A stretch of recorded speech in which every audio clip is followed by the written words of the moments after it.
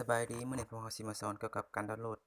และติดตั้งโปรแกรม HyConnect สำหรับเชื่อมต่อกล้องเพื่อเบิ่งผ่านมือถือสำหรับระบบ Android มันเข้าที่ Play Store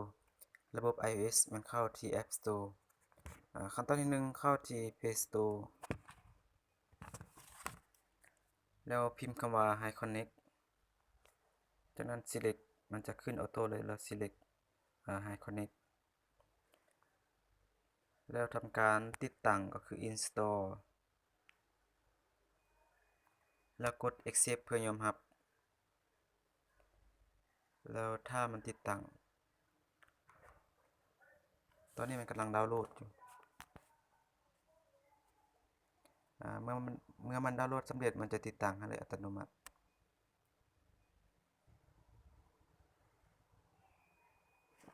เลือกสำเร็จแล้วมันจะทำตอนนี้มันกำลังติดตั้ง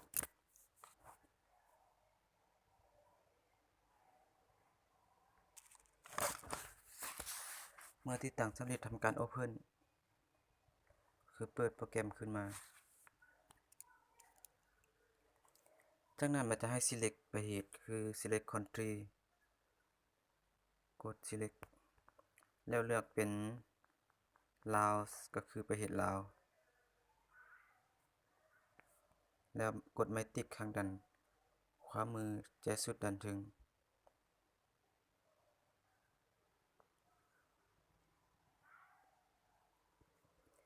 รูปแบบในการนำสายแบบที่1ก็คือ Login ตัวสีแดง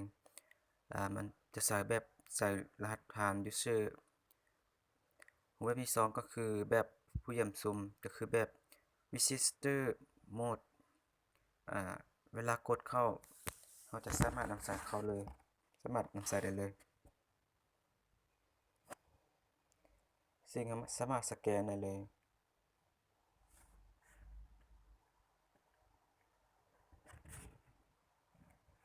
หรือจะเข้าที่ Ask Device เพื่อสแกน QR Code ของDVR NVR และกล่อง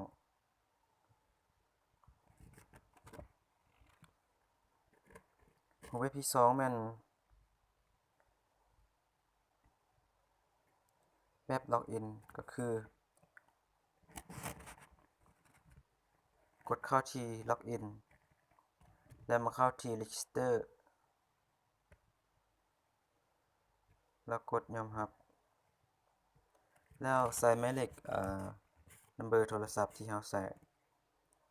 สำหรับแบบที่2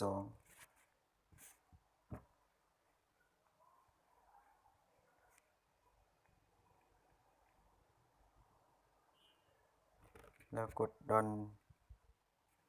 แล้ว Get ก็คือยอมรับหลังจากนั้นมันจะส่งรหัสผ่านโค้ดไปยังเบอร์โทรศัพท์ที่เรากดใส่รหัสผ่านที่ส่งไป SMS ก็คือ5894แล้วกด Next หลังจากนั้นเราจะตั้ง